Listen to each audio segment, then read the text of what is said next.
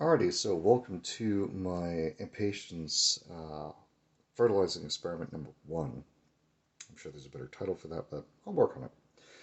Anyways, I have no idea what a feeding schedule looks like. So today we're going to be running an experiment.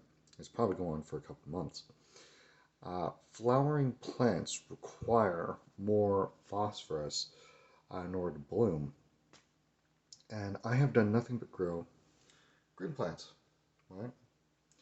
So the goal at this point is to find out exactly what the feeding schedule is going to look like. One of these plants will see nothing but MaxiGro, and one of these plants will see nothing but MaxiBloom.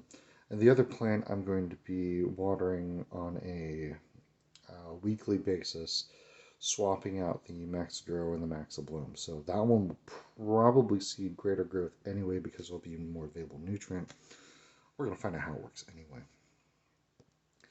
For the substrate, I'm going to be using a combination of hydrogen or leca, light expanded clay aggregate.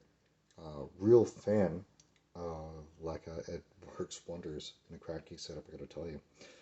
And this one is new for me, so we're going to be using sphagnum moss, not peat moss, sphagnum moss, which is the stuff that grows on top.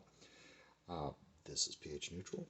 This is pH neutral, which means that if I use this guy to prevent these guys from falling out, yes, those are impatient seeds. They are very, very tiny.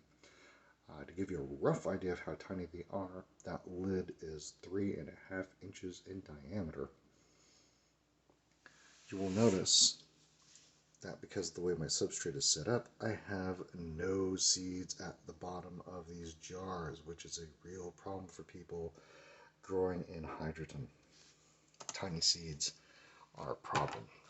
You can already notice that the sphagnum moss, which depending on who you talk to is supposed to hold up to 10, 18 times its weight in water, is already causing some moisture, some condensation to form in these jars. There has been some water leakage out of the sphagnum moss, but at the top I'm definitely getting some nice water vapor, which is nice. So the sphagnum moss bed should keep the relative humidity near the seedlings fairly high. And the clay aggregate underneath should keep everything fairly well drained. In fact, the clay aggregate will help to wake up a little bit of my nutrient solution, and then the sphagnum should grab all that and bring it up. And that should be good enough for the plant until it gets better established. So, we're going to track these as they go, and we'll find out what happens.